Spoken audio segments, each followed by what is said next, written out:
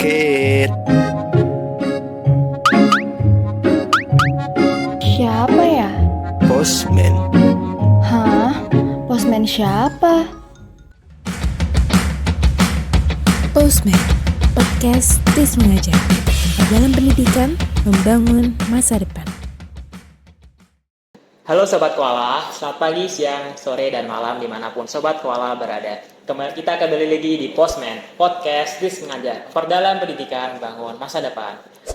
Halo semuanya, perkenalkan, aku Muhammad Akbar Hormana. Kalian semua bisa memanggilku Akbar. Pada podcast kali ini, aku akan menjadi podcaster. Pada podcast kali ini kita akan berbincang dengan salah satu dari BPH UKM Sistem Mengajar, yaitu sosok dari presiden dari UKM Sistem Mengajar, yaitu Kak Syifahana. Boleh deh Kak Syifahana untuk memperkenalkan diri dari kelas atau jurusan atau asal daerah mungkin Kak Syifah. Oke, halo semuanya. Kenalin, nama aku Syifahana. Di sini aku sebagai presiden STIS Mengajar dan juga mungkin konteksnya aku tuh lagi jadi sekretaris di beberapa organisasi atau panitia di STIS. Aku dari Jakarta dan aku dari 2ST2. Tapi udah naik tingkat sih, jadi dari angkatan 65 aja. Pada podcast kali ini kita akan mengangkat topik mengenai cerita dari balik panggung organisasi. Nah, sebelum kita tanya-tanya lebih lanjut nih mengenai apa itu organisasi atau organisasi menurut Kak Syifa nih, mari kita cari tahu nih apa sih kesibukan Kak Syifa pada akhir hari ini. Nah, Kak Syifa ini kan sudah akhir dari ujian akhir semester ya. Apa sih kesibukan Kak Syifa pada belakangan ini nih? Oke, mungkin kalau misalnya kesibukan aku ya, di sini aku jadi presiden STIS Mengajar, walaupun ini udah di akhir periode sih, jadi mungkin dikit-dikit lagi demis. Terus juga sekarang aku lagi jadi sekretaris di BEM, sama di Semnas, itu ada Semnas tuh kepanitiaan di STIS gitu. Terus juga di UKM lain, ada di UKM Media Kampus. Sama lagi ada di kepanitiaan PDT, itu di acara. Terus juga kemarin-kemarin sempat beberapa kali ada di panitia acara selain di sekretaris juga gitu. Oh, dengar juga akan ada kegiatan PDT ya belakangan ini ya. Gimana sih kegiatan PDT-nya? Apakah lancar atau rancangannya apakah lancar gitu? Alhamdulillah sejauh ini sih masih running ya, dan ini kan tinggal dikit lagi PDT-nya. Kebetulan emang aku bosan banget liburan, jadi alhamdulillah lagi persiapan PDT, jadi ngisi waktu luang juga gitu. Nah, bagi teman-teman yang belum tahu PDT itu kayak KKN gitu di univ lain gitu, teman-teman. Yaitu pengembangan desa terpadu ya. Nah, langsung saja nih Kak ke pertanyaan ini. Aku mau nanya nih, kan di STS kan perkuliahannya kan udah tantangannya juga agak sedikit sih. Perkuliahan juga padat, tanggung jawabnya juga tinggi. Nah, apa sih yang buat motivasi Kakak untuk tetap aktif dalam kegiatan dan tetap aktif dalam organisasi sih Kak? Oke, mungkin kalau dari aku sebenarnya nggak pernah mikirin gitu sih motivasinya apa, karena kebetulan emang aku FOMO-an banget, aku orangnya FOMO-an banget dan aku menjadi korban dari FOMO-an itu. Jadi kayak aku pernah ada di tahap aku semua yang ada tuh aku daftar gitu, dan itu tuh aduh stres banget lama-lama. Cuman kalau aku pikir motivasinya ya sebenarnya secara general, dan ini standar aja sih, mungkin orang-orang juga sama, itu aku pengen banget nambah soft skill dan nambah relasi. Tapi selama aku jalan itu ternyata tuh aku ada kepuasan tersendiri gitu kalau misalnya aku bisa berkontribusi di organisasi kepanitiaan atau apapun itu yang aku ikuti. Jadi mungkin lama-lama tuh motivasiku tuh shifting, motivasiku tuh berubah. Jadi lebih ke kira-kira organisasi atau panitia yang aku mau ini, apakah aku bisa berkontribusi di situ?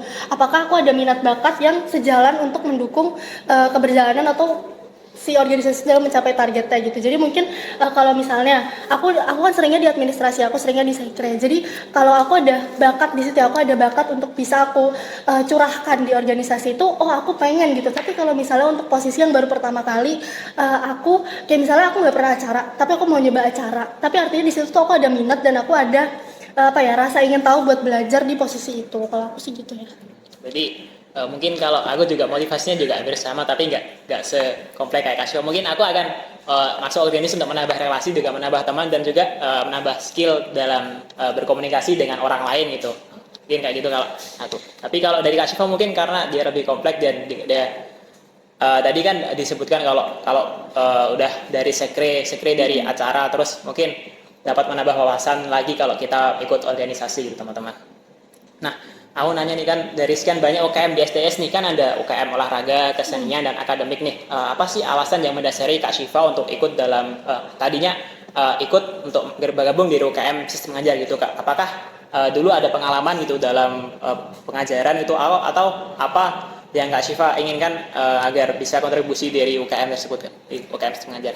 Oke, kalau misalnya UKM Sisma Mengajar itu tuh lebih ke aku nggak ada pengalaman sebelumnya karena di SMA aku tuh nggak ada ekskul yang berbau ke pengajaran atau mungkin kegiatan-kegiatan kepanitiaan yang berhubungan sama pengajaran gitu.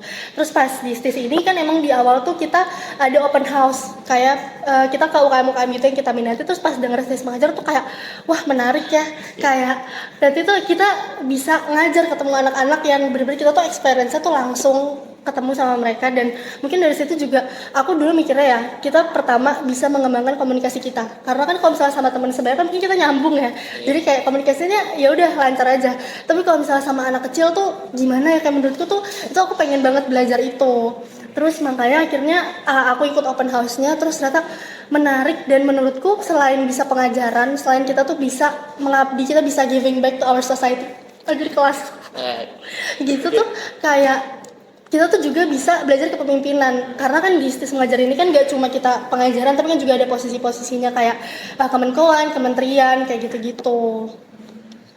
Jadi kalau Kak Syifa kan karena mungkin karena memang menarik aja ya bisa berkomunikasi dengan anak karena berbeda dengan berkomunikasi dengan anak dengan teman sebaya juga berbeda teman-teman. Kalau aku sebenarnya dulu ikut bergabung UKM STIM Mengajar sih kan dulu di kampusku yang dulu aku pernah ikut salah satu volunteer pengajaran. Nah ternyata asik gitu kalau apalagi kalau ya, pas tahu di STIS ada kayak UKM yang mirip-mirip wah langsung daftar nih karena kan asik gitu mengajar anak-anak gitu. Apalagi bisa ada jalan-jalannya dikit lah gitu.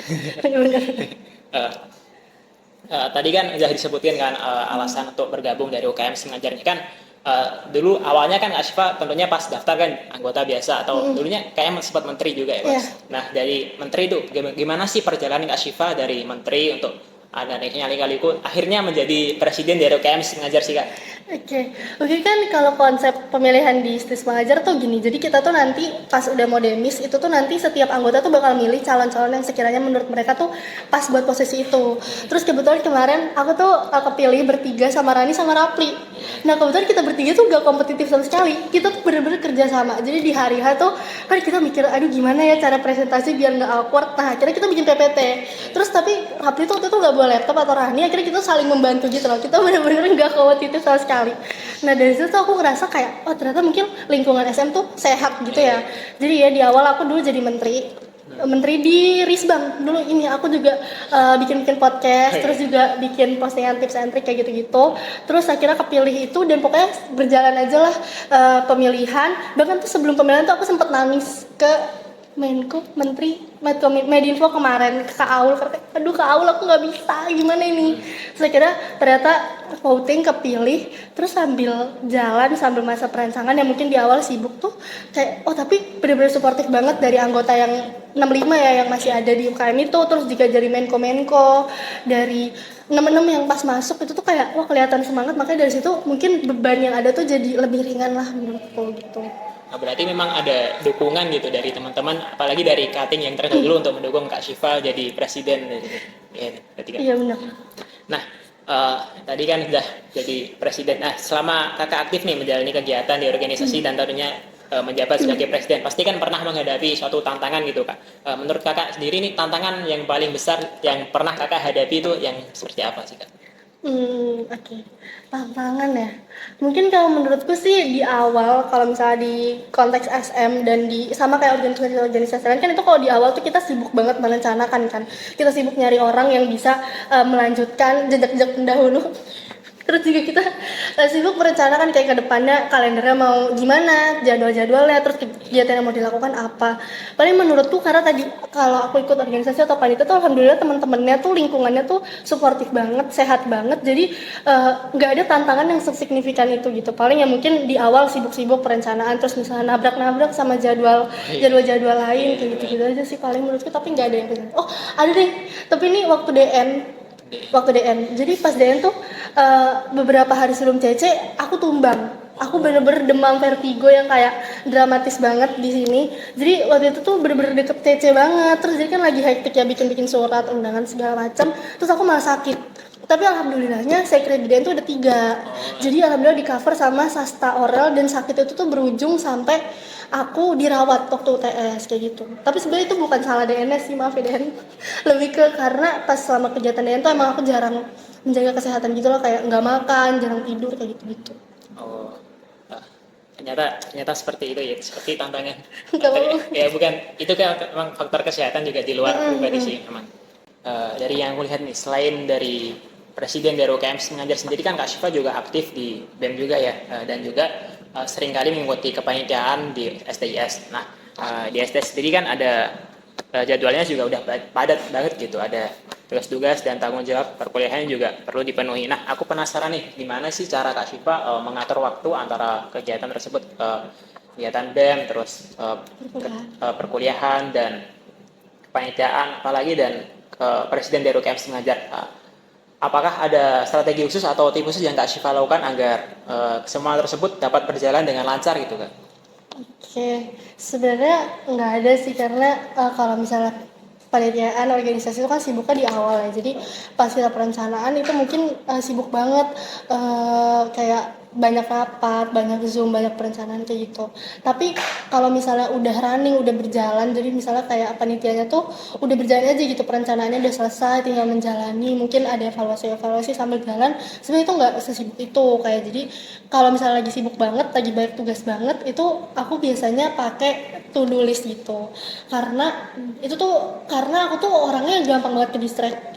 Jadi misalnya nih, aku ngerjain sesuatu, terus tiba-tiba ada tugas lain yang menurutku juga lebih urgent. Wah, aku akan langsung kelabakan gitu loh. Makanya dengan to-do list itu, jadi aku nyusun prioritas secara nggak langsung gitu loh. Jadi kayak, oh mana ya yang perlu aku kerjain dulu berdasarkan deadline-nya. Tapi kalau misalnya emang lagi nggak terlalu sibuk, itu walaupun aku pakai to-do list ya, itu tuh biasanya nggak kepake terbengkalai gitu. Karena sebenarnya kalau lagi nggak sibuk kan ada banyak waktu ya buat kita ngerjain tugas-tugas itu. Makanya kalau emang lagi sibuk aku pakai to-do list, tapi kalau lagi nggak sibuk aku berdasarkan ingatan dan to-do list di Google Classroom gitu. Oh, berarti kalau to-do list memang sangat membantu ya, apalagi kalau Kak Syifa ada hektiknya gitu dalam kegiatannya. Berarti memang to-do list memang sangat membantu agar kita tahu gitu jadwal selama perkuliahan, terus jadwal tugas dan apalagi jadwal selama kegiatan gitu.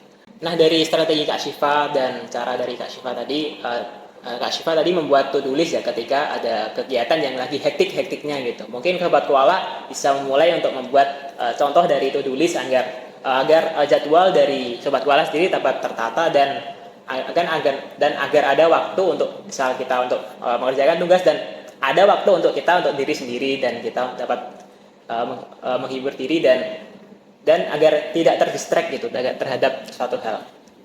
Nah, kalau bicara soal pengajaran lagi nih, Kak Syifa kan pasti telah banyak banget melalui kegiatan pengajaran ya selama di UKM mengajar. Nah, kalau disuruh milih satu nih, ada gak sih momen yang paling berkesan bagi kakak dalam kegiatan pengajaran nih? Misal atau ada momen yang sedih, terharu, atau senang, dan apalagi ada momen yang membuat Kak Syifa untuk cara pandang baru terhadap suatu hal gitu Kak? Ada gak sih momen yang kayak gitu Kak? Oke, sebenarnya kalau mau milih satu tuh agak susah gitu ya, karena semua pengajaran tuh itu tuh berharga banget gitu. Jadi mungkin kalau aku mau milih satu tuh pengajaran pertama. Jadi waktu itu aku baru masuk SM terus mau pengajaran. Nah itu tuh kebetulan aku emang worry banget tentang itu, kayak aduh gimana ya, takut banget kalau misalnya anak-anaknya malah menurut mereka aku nggak asik gitu, jadi mereka nggak mau merhatiin aku, malah takut gitu loh. Aku malah takut dia bisa ngambil perhatiannya. Terus aku bener-bener takut banget lah, adalah 3 hari sebelum pengajaran gitu. Terus sampai pas di hari H tuh kan aku sampai duluan daripada yang lain karena aku jalan sendiri. Nah terus tuh pas kesana, pas lagi baru melangkah menginjakan kaki di kampung rambutan, terus mereka langsung lari. Yang kayak kalian tahu kan? Tahu kan Dan? Kayak mereka tuh langsung lari nyamperin kita, langsung salim dan langsung malah semangat kayak ngambil tas. Terus kadang juga mereka udah di rumah pengajaran duluan. Nah menurutku itu momen paling happy lah pokoknya ngeliat tuh, kayak wah ternyata mereka semangat itu ya buat belajar. Jadi kayak mungkin aku dan kakak-kakak yang lain juga pastinya seneng ya ngeliat itu, kayak damn gitu. Nah itu sama juga kayak aku sih pas awal-awal gitu. Nah nanti gimana nih anak-anaknya, aku asik gak ya buat mereka. Nah ternyata pas aku datang ke sana, anak-anaknya malah yang datang ke kita ya kan. Ya. Ternyata mereka sangat antusias terhadap kedatangan kita ya dari kakak-kakak SM ya. Lanjut nih Kak ke pertanyaan selanjutnya nih. Menurut Kak sendiri nih, seberapa penting sih peran organisasi dalam suatu kegiatan mahasiswa gitu di luar akademik ya mahasiswa nih? Apa sih hal-hal yang kita dapat dari suatu kegiatan dari organisasi yang nggak ada di dalam ruang perkuliahan gitu Kak? Oke, mungkin kalau menurutku ya terkait penting atau enggak organisasi ini tuh tergantung dari tujuan kamu gitu loh di perkuliahan. Kalau emang tujuan kamu adalah ngejar IPK bagus, ngejarnya pokoknya expertise di dalam kelas tuh penting banget gitu ya. Nah itu oke lah kalau nggak ikut organisasi. Mungkin organisasi menjadi sesuatu yang kayak nggak terlalu penting buat orang dengan cara pandang seperti itu. Tapi buat orang-orang lain yang menurut mereka mungkin relasi itu penting, mungkin ketemu orang baru tuh penting, menambah soft skill, dan mungkin itu menjadi salah satu alasan kenapa organisasi itu menjadi pilihan buat mereka kayak gitu. Dan mungkin kenapa keahlian yang ada di kelas dan di luar kelas itu beda, karena kan pastinya kalau misalnya di kelas itu tuh kita terbatas eksplorasinya, terbatas buat komunikasi dengan orang lain juga, karena kan kalau di kelas kita harus diam harus fokus. Nah tapi kalau misalnya di luar kan mungkin dengan kita ada di organisasi, nah itu tuh bisa belajar mungkin problem solving, juga mungkin komunikasinya, terus juga gimana caranya kita menyelesaikan sesuatu sesuai apa yang kita mulai. Nah itu juga sama yang kayak aku rasakan nih, apalagi berkat ikut UKM mengajar ini kan aku juga ada kesempatan gitu buat ngobrol buat menambah relasi juga, menambah kenalan baru. Apalagi ini kan aku ngobrol di depan kamera nih, ini sesuatu yang nggak pernah aku bayangin sebelumnya nih. Nah itu mungkin yang kurang kita dapatkan di ruang kelas. Karena di ruang kelas kan kita dapat kesempatan, tapi kesempatannya juga terbatas. Mungkin seminar atau berbicara di depan kelas juga terkadang gitu. Nah, lanjut ke pertanyaan selanjutnya.